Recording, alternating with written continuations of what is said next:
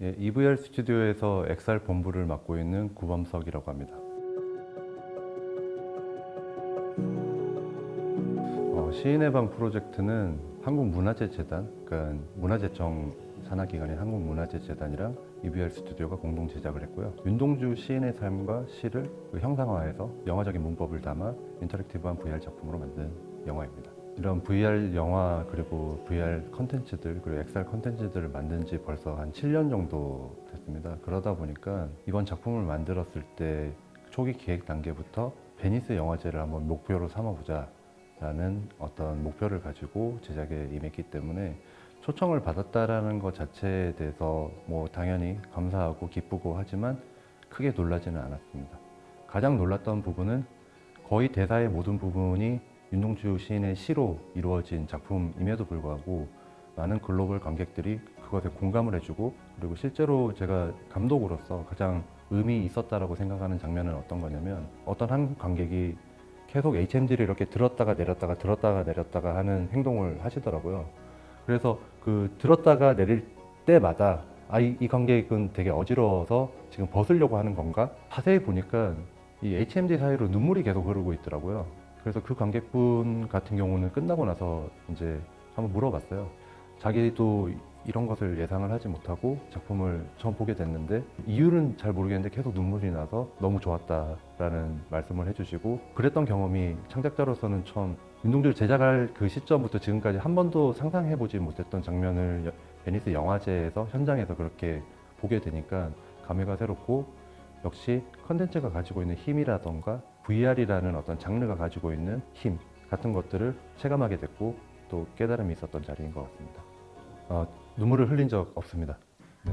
저는 창작에 고통이 있었기 때문에 고통의 신음을 이렇게 해서 막 참으면서 이렇게 신음을 참으면서 이제 창작을 했고요. 과거사에 대해서 공부를 하다 보니 너무 매력적인 인물로 다가오게 됐고, 그 시인이 가지고 있는 그 문학 뒤에 숨어서 자신을 좀 부끄럽게 여겼던 그런 마음조차도 현 시대를 살아가는 저희들 입장에서는 상당히 마음을 움직이는 그런 부분들이 있었기 때문에 윤동주 시인을 주제로 꼭 작업을 해보고 싶었고요. 이 VR이라는 게 결국에는 기존의 미디어와 다른 것은 프레임이 없다라는 건데요.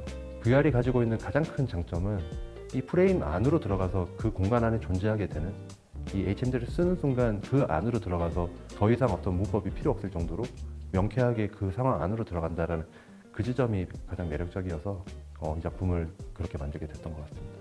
저는 글을 쓰는 사람은 아니지만 아마 글을 쓰는 시인이라고 하면 그 글자들, 자언과 모은 그 글자들이 머릿속에 막 떠다닐 것 같다라는 그런 생각이 들었고, 창작자라고 하면 이런 것들을 한 번쯤 상상을 해봤겠지만 그런 장면을 이번 VR 작품에서 한번 녹여보면 좋겠다라는 생각이 들어서 그 시 구절들에서 파생되어서 나온 그런 글자들을 실제로 유저들이 인터랙티브하게 만져볼 수 있게 하는 그런 장면들이 있는데요.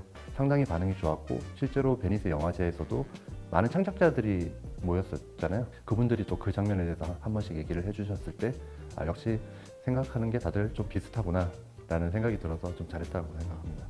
이번 윤동주 작품을 했을 때 고민을 많이 했었던 부분은 어떤 부분이 있냐면, 저는 개인적으로 아주 리얼리스틱한 작업을 오랫동안 해왔던 사람이고 그런 작업들에서 인정을 받았던 사람이었다 보니까 어디까지를 리얼리스틱하게 하고 어떤 부분을 좀 애니메이션처럼 갈 것인가에 대한 그 선을 정하는 게 힘들었던 것 같습니다. 그 사이에서 좀 고민을 많이 했었던 것 같습니다.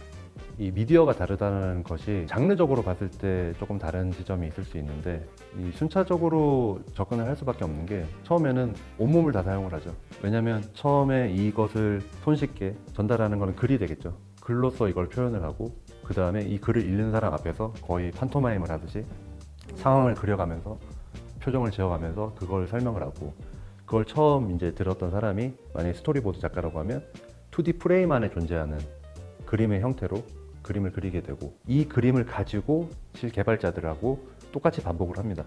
말로 설명을 하고 온몸으로 표현을 하고 그림을 보면서 그 상상력을 맞춰보고, 그리고 나서 3D로 구조화되어 있는 오브젝트들을 배치를 하고 엔진 안에 넣어서 디지털 HMD로 보면서 이 공간에 대한 어떤 정의들을 계속 좁혀나가는 거죠.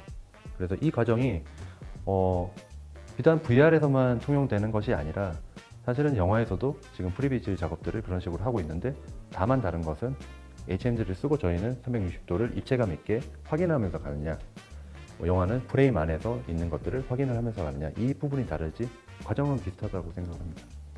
일단은 체험을 해보셨으면 좋겠고요. 어렵게 생각하시지 마시고 내용을 어렵게 또 꼬아놓은 부분들도 있고 사실은 상상력이 많이 필요한 부분들이 있지만 다회차 관람을 좀 추천을 드립니다. 처음 봤을 때, 두 번째 봤을 때, 세 번째 봤을 때 아마 느낌들이 좀 다를 것 같고요.